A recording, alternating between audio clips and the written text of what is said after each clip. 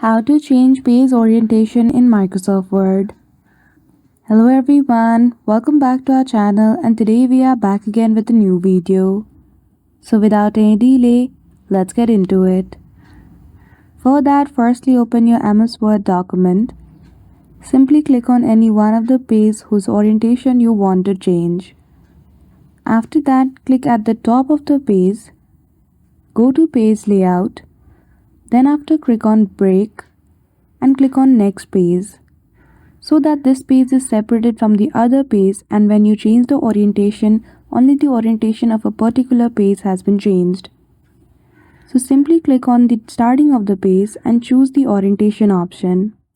If you want to change it to landscape, choose the option of landscape.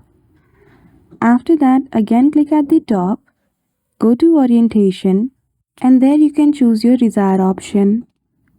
So that's it. I hope you found this video helpful. If you did, don't forget to give it a thumbs up and subscribe to our channel for such tutorial. Thank you for watching till the end.